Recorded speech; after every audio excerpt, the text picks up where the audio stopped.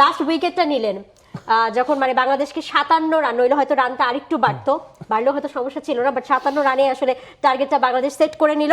এবং মিরাজকে নিয়ে অনেক কথা হয়েছে, আমরা যখন এই টেস্ট শুরুর আগে যতগুলো শো করেছি ওই যে এটাই কথা ছিল যে ভাইস ক্যাপ্টেন কোটায় কি মিরাজ খেলবে কিনা, মিরাজের আসলে এখানে ভূমিকাটা কি হবে।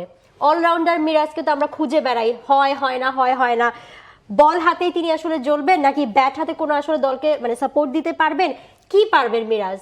মাহফুজুল আলম সেম প্রশ্ন করতে চাচ্ছিল, মানে ভাইস ক্যাপ্টেন করে আমরা তাকে রেখে দিব, কারণ বোলিং কম্বিনেশন নিয়ে আমরা কথা বলছিলাম যে পেসার কজন থাকবে, স্পিনার কজন থাকবে সেই জায়গায়, এবং ডারউইনে আমরা জানতাম যে পরের দিকে গিয়ে স্পিনটা ভালো ধরবে, তখন তাইজুলের কথাই বেশি আসছিল যে তাইজুল কার্যকরী হবেন। মিরাজকে নিয়ে এক্সপেকটেশনটা কি আদৌ ছিল কিনা? না, আমার অনেক বেশি ছিল। আপনি যদি আমার থেকে জানতে চান ব্যক্তিগতভাবে, আমি অন্তত শুধুমাত্র টেস্ট ক্রিকেটে মিরাজকে অনেক বেশি পছন্দ করি। আপনাকে একটা পরিসংখ্যান বলি, আপনি যদি দেখেন যে সবশেষ 2 বছরে টেস্ট ক্রিকেটে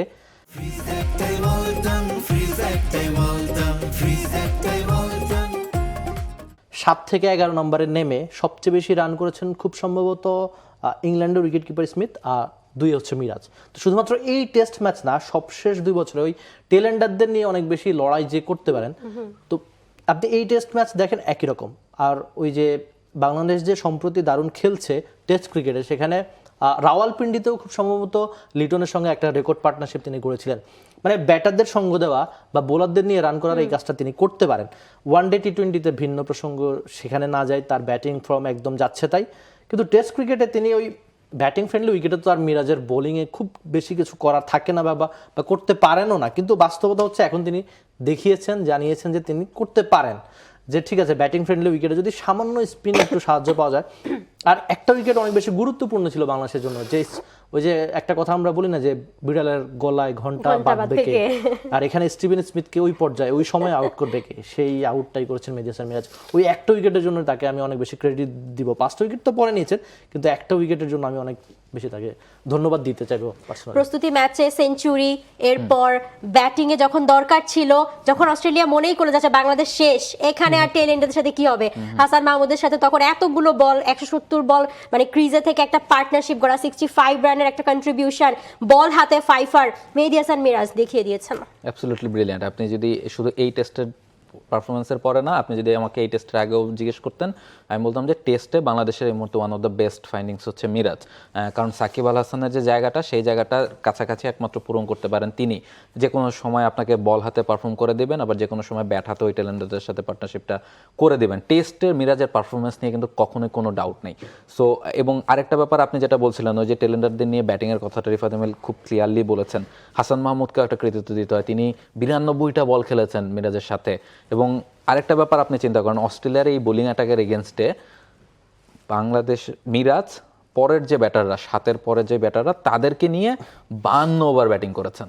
আপনি চিন্তা করেন যে 52 ওভার আগে, মানে যদি 30টা ওভার কম ব্যাটিং করতো, 20 ওভার ব্যাটিং করতো, সেক্ষেত্রে কিন্তু আপনি ম্যাচ প্রায় হেরে যান, আপনার ম্যাচটা বের হয় না তখন। আর তখন অন্যরকম একটা আত্মবিশ্বাস নিয়ে সেকেন্ড ইনিংসে অস্ট্রেলিয়া ব্যাটিং করতে, মোমেন্টামটা নিয়ে এসেছেন বাংলাদেশের দিকে হচ্ছে মিরাজ। যখন আপনার লিড থাকবে 200+, তখন আপনার আলাদা একটা আত্মবিশ্বাস থাকবে, এবং সেটা করে দিয়েছেন মিরাজ। মানে সবশেষ অ্যাশেজে খুব সম্ভবত কয়েকটা ইনিংস যদি আপনি দেখেন, 52 ওভার ইংল্যান্ড পুরো খেলতে পারে নাই, সেখানে মেহেদী হাসান মিরাজ টেলেন্ডারদের নিয়ে তা খেলেছেন।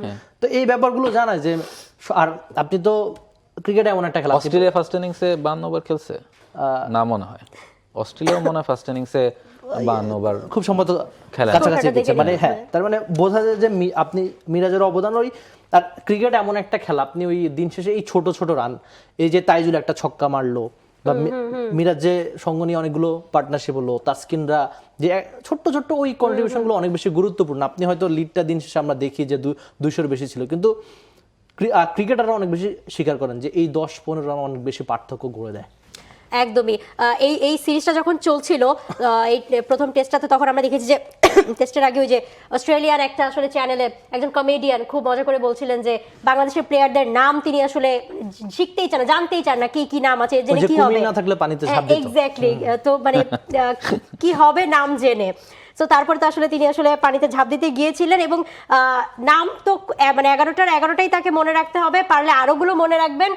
For more updates, subscribe to our YouTube channel and click on the bell icon. Follow us on Facebook and Instagram. Download T-Sports app to enjoy exciting games and highlights. Visit tsports.com.